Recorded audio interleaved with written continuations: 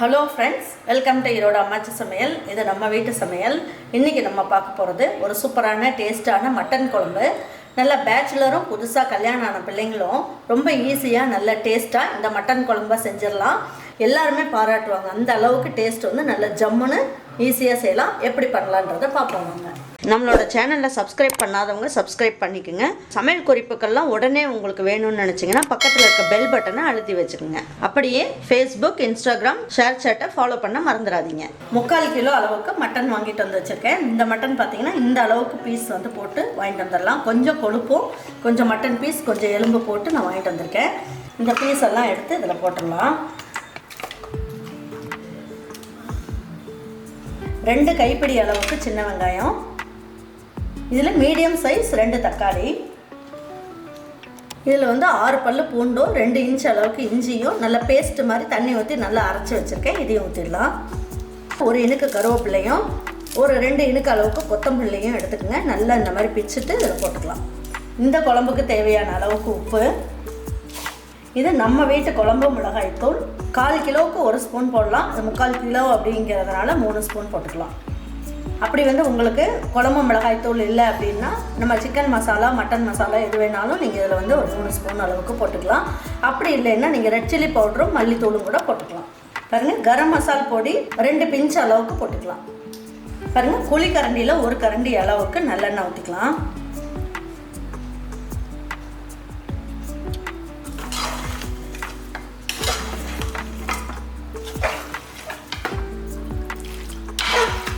நல்லா மிக்ஸ் பண்ணியாச்சு. இப்போ ஸ்டவ்வை வந்து ஆன் பண்ணிடுங்க.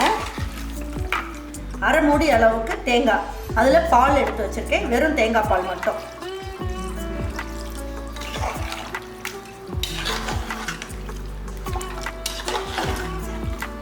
நான் இதில் 1/2 கப் அளவுக்கு பால் ஊற்றினேன். அதே 1/2 கப் அளவுக்கு தண்ணி ஊற்றிக்கிங்க.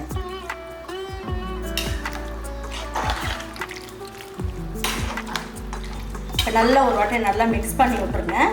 பண்ணிவிட்டு குக்கர் மூடி வச்சிடலாம்.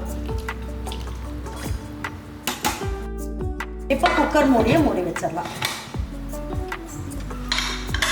விசில் போட்டாச்சு. இப்போ இது என்ன பண்ணலாம், 5 விசில் வந்ததுக்கப்புறம் 2 நிமிஷம் ஸ்லோ ஃப்ளேமில் வச்சுட்டு அதுக்கப்புறம் என்ன பண்ணணுங்கிறத நான் சொல்கிறேன்.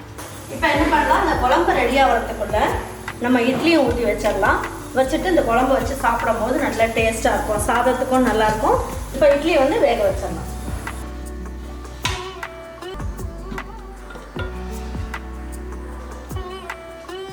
அட்டகாசமாக குழம்பு பாருங்கள், நல்லா ஜம்முன்னு நல்லா எண்ணெயெல்லாம் கசிஞ்சு நல்லா வந்துருச்சு.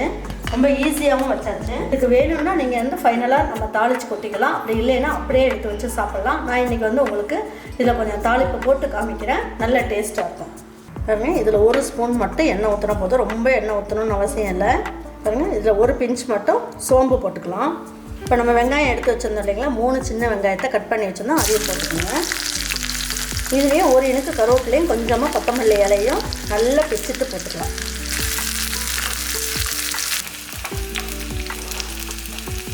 பாருங்கள், இதை எடுத்து இந்த குழம்புல ஊற்றிடலாம்.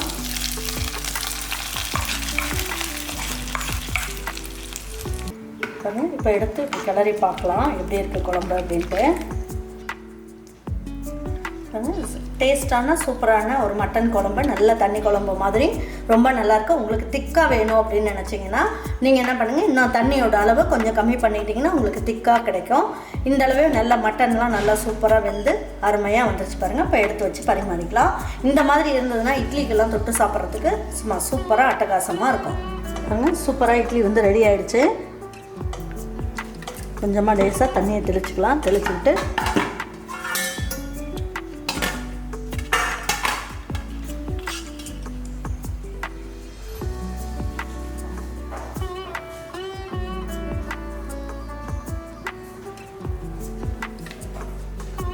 நல்லா பஞ்சு மாதிரி சூப்பராக இட்லியை செஞ்சு வச்சுட்டு